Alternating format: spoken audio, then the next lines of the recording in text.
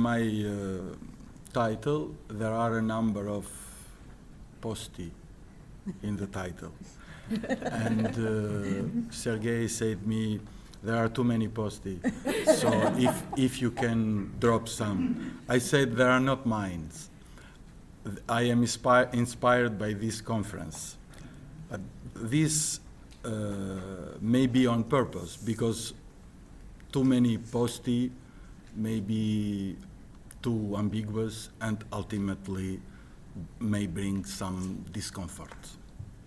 But to be sure, for one thing, what we mean with postcolonial theory is this kind of Marxist-inspired critique which allowed to understand what colonialism was. Another thing, when Sergei asked me, invited me for this paper, he asked me to put in perspective postcolonial studies with Southeast European studies or post-communist studies in Southeast Europe. I tried, I said. Yesterday I discovered that David Moore was for a couple of years now puzzled with the same question. I am hardly surprised. I would argue here that Southeast European studies or post-communist studies have nothing to do with post-colonial studies.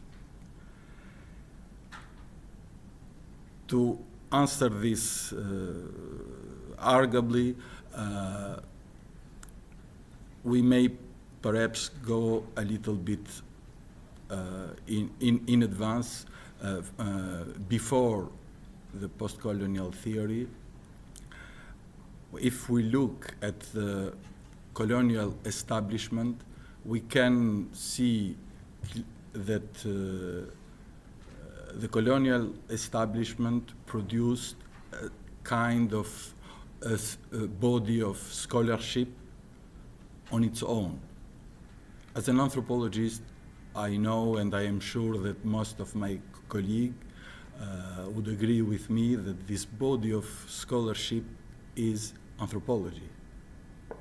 Of course, anthropology evolved differently later, most notably by embracing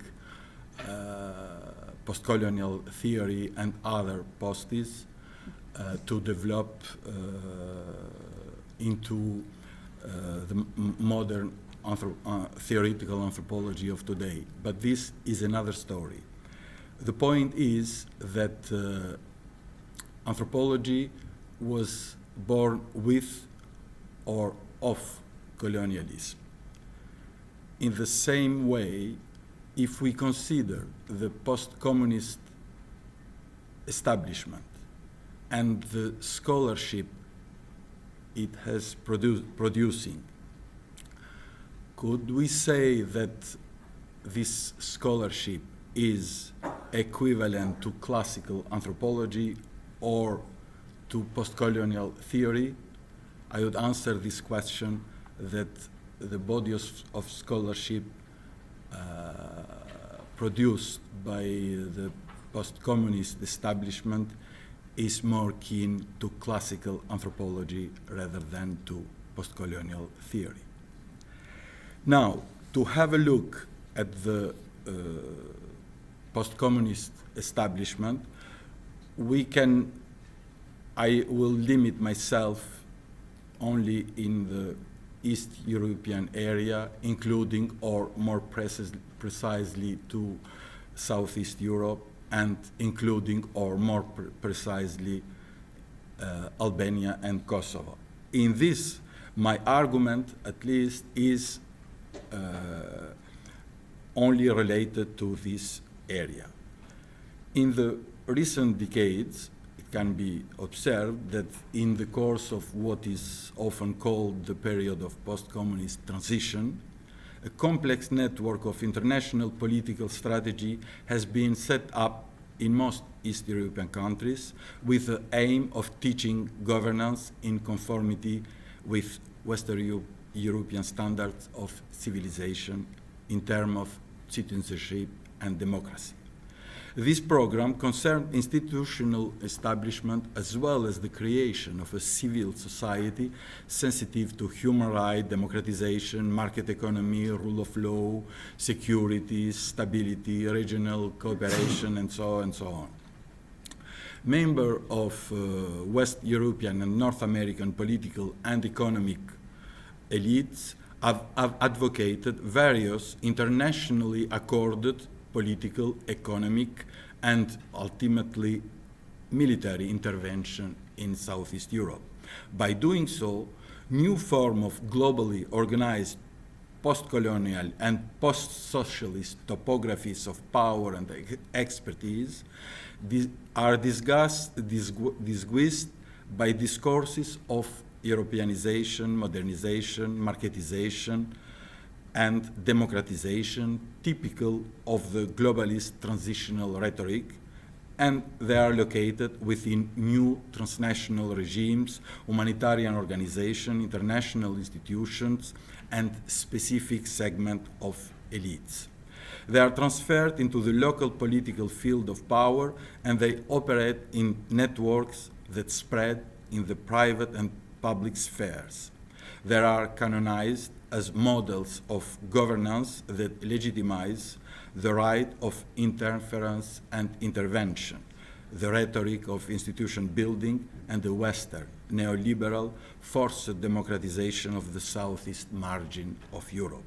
The power they wield is real, superimposed as it is onto bureaucratic procedures and intergovernmental negotiation, transforming itself into a new form of transnational domination. At one level, through their network of intervention, Western European states play their role within the European Union and the international society at state, as well as toward the Southeast European countries. At another level, expert networks work to influence structure of power and the formation of new elites. In Southeast European countries, where the stakes of development, democratization, and Europeanization are supposed to remain, the European Union is not alone in waving the flag of good manner. The United States and Canada, among others, are very much present, further confusing the representation of the West, now Americanized, now Europeanized, and they pit against each other the forces of NATO and European Union. Also faced with increasing Russian, Turkish, and Middle Eastern infiltration, Southeast Europe is now turned into an arena of international experiment where some of the stakes of Western European expansion into the so-called Western Balkans are played out. North American institutions devoted to humanitarianism and international cooperation set about doing things in their own fashion. At the same time, the presence of Islamic organization is becoming even more noticeable in the region. In this condition, Western European institutions are confronted by stiff competition for the socio-political and economic remodeling of the Southeast European countries. This is leading to a real situation of tension between the process of democratization, European integration, and North Americanization at one side, and at another side, Slavic exacerbation, neo-Ottomanization, Orthodox intensification, and Islamic radicalization. The current collaboration of West European and North American researchers with Southeast European and Albanian intellectuals can also be usefully framed within this neoliberal context where European Union frames the supracolonial conditions of knowledge production that determine the perception and the regime of this troubled spot on the margin of Europe. The hegemonic relation between the East European core and Southeast European margin may show various Western European influences on Southeast European and Albanian studies, which cannot be homogenized. Still, the relationship between West Europe and Southeast Europe may be viewed as homologous to colonialism. Former subject of a powerful Eastern Europe, most of the Southeast European countries gained the status of modern independent nation state without passing through colonial administration by the West. Nevertheless, given that their system of education was imported directly from the West, they endured a colonialization of the mind, while fictional literature secured Western state through the imperialist of imagination. Arguably, this mechanism functioned as the underpinning for a different form of colonialism in which history and ideology, rather than the territory of other countries, have been claimed, invaded, and annexed. In this way, a cultural, if not political, imperialist claim was articulated, bringing Southeast Europe into the intellectual and cultural penumbra of Western Europe. Again, in the new context of European integration, the task of the European Union as a whole are mentorship, tutelage, showing the way to Europe, altogether providing assistance to Southeast European countries undergoing the so-called accession process. Perhaps to a larger degree, they also constitute an area where the roles of individual countries within European Union are redefined. In classic colonial representation, the colonized natives are almost the same, but not quite the same as their colonizer, who are members of the ruling and naturally higher culture. Similarly, the expert and civil servant of the international administration in Kosovo were assigned to assist and support democratization and modernization of Kosovar society. However, as I noticed during fieldwork research as early as August 2000, right after the NATO bombing, they were already developing a complex of rejection and contempt toward the local people, whom they increasingly regarded as backward and incapable of sufficiently understanding and adopting the ideological principle and standard of civilization as imagined by the Western world. I skipped some part of the general perception of the local to be intellectually subordinate with regard to competence and knowledge manifested itself in numerous ways. Many UNMIC officers believed their driver and assistants were very good guys, provided they were led properly. In general, the local are like this, I was told. They are loyal and very good workers, but none of them can be leader. With good leader, we can have them to do anything. For example, if we were to put together an army, a former military officer said, they would be excellent soldiers, if only they were led and trained by North American or Western European military officer. A systematic great concern was expressed about the leadership capability of the locals, especially when the international were to pull out, referring to the establishment of self-governance institution and the phasing out of international involvement in public administration.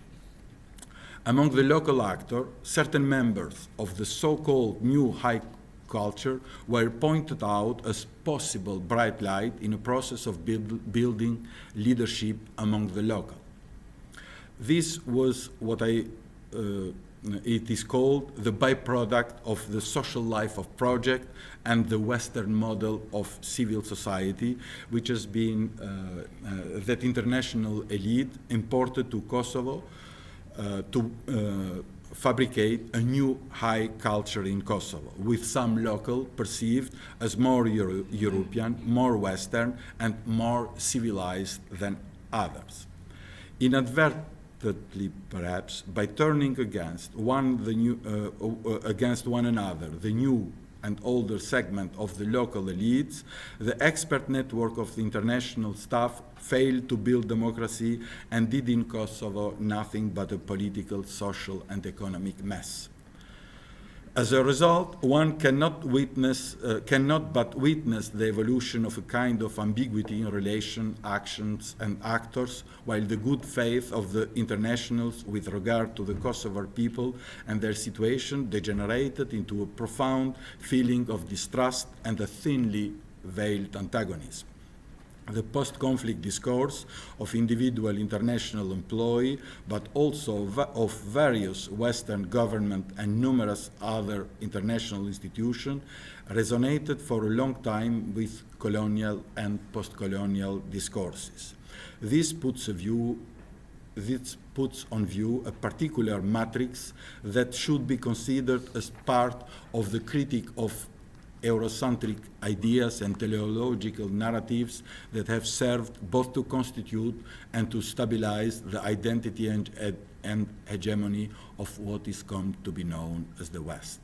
Similarly, the discourse on the accession of the so-called Western Balkan to European Union membership reintroduces the region that has been traditionally understood as Europe's periphery in need of supervision, guidance, and training provided by the West. This context reactualized the long-established patterns of German-Austrian colonial practices in the region or the colonial discourse of Western European domination more generally. It also enables the political elites in both European Union states and Southeast European countries to openly articulate and appropriate a new colonial discourse on Balkanism legitimated in the accession process of European Union membership.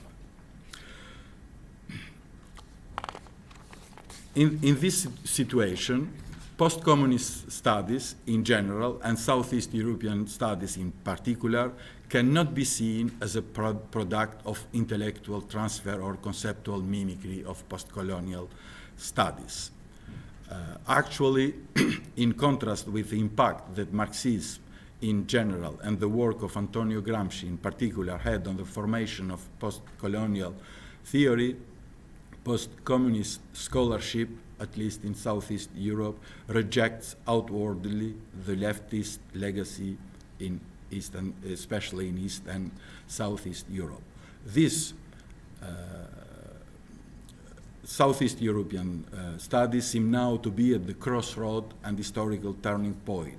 Topical, FOSI, and institutional framework are under a process of transformation which seem to be linked to the enlargement of the European Union, to the engagement of Western capital in the post-socialist countries, and to global transformation processes in academia. A basic shift in the institutional framework is that academic teaching is oriented toward professional applicability that tends to privilege expert knowledge and advocacy on topics such as social policy, political strategy of economic problem. In addition, a special focus on national elites is marginalizing even further the past experiences of the suppressed and the forcibly assimilated into the cultural norm of the National Socialist states. Tongued-up thinking has become a profitable business, while private actors sponsor special master programs that attract new students to old and new universities. Southeast European studies courses are a notable phenomenon as they combine economic interest, the impact of post-war migration, and the taste of a new generation for things Southeast European, with knowledge resources and a free-floating academic population with Southeast European experience or Southeast European background.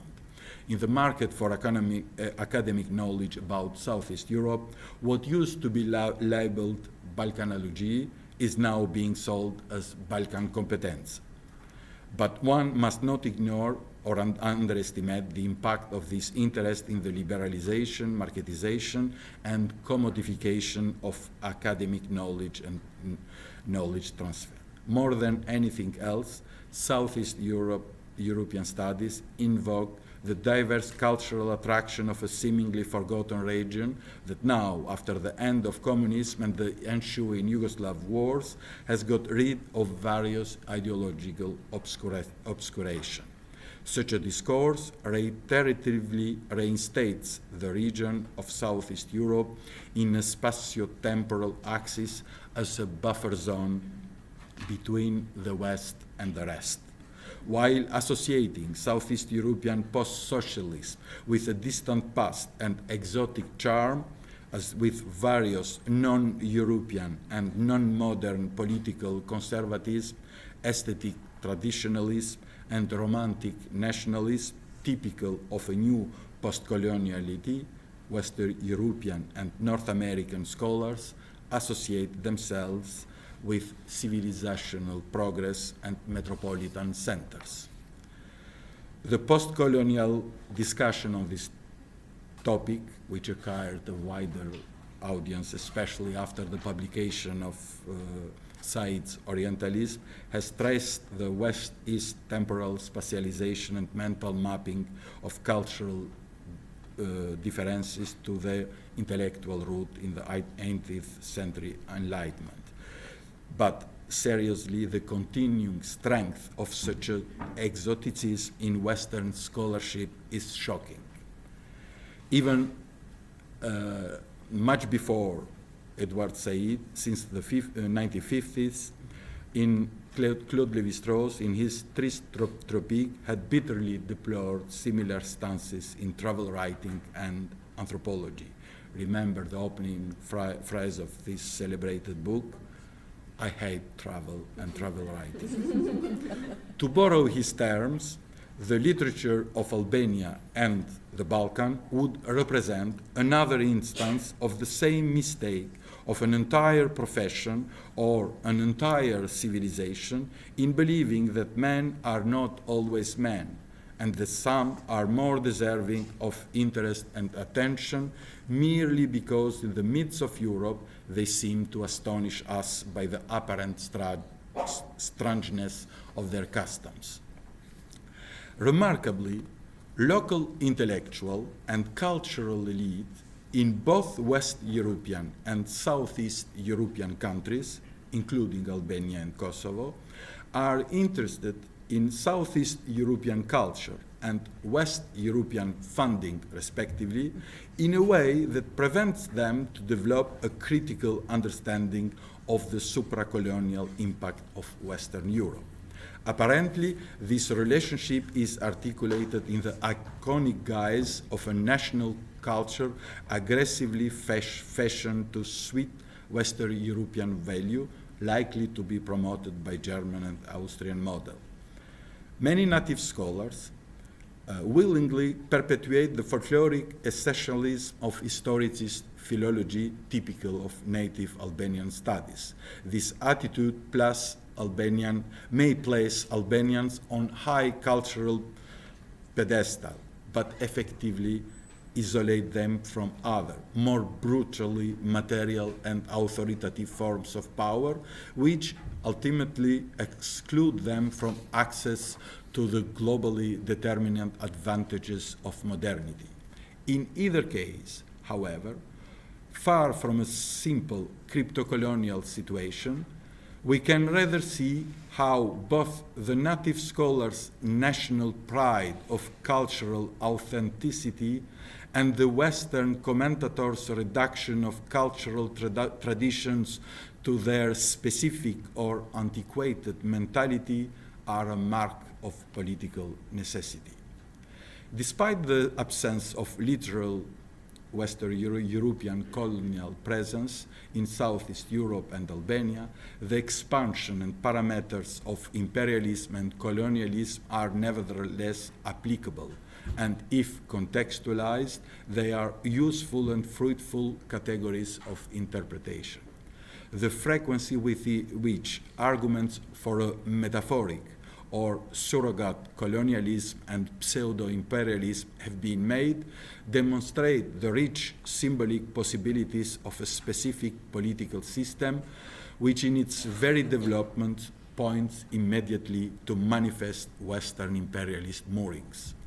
Often such arguments have been contextualized the disguised supracolonial, crypto-colonial, or self-colonizing condition, which are some other new word for the old concept of internal colonialism, post-colonialism, or neo-colonialism, which I also showed elsewhere to have been permeated the public life in Albania and Kosovo.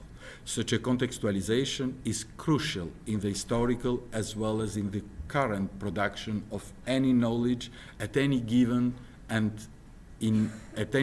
time and in a given place, as any created knowledge or theory is always for someone and for some purpose. This can be highly suggestive in understanding how Western colonialism have maintained and continue to maintain a surprising degree of cultural and political influence far beyond its official spheres of power. Now, it remains what is left of post-colonial studies in Southeast Europe. Now, I can say that what is left is post-colonial rhetoric, which is used to buttress political conservatism, cultural radicalization, and religious fundamentalism. Thank you.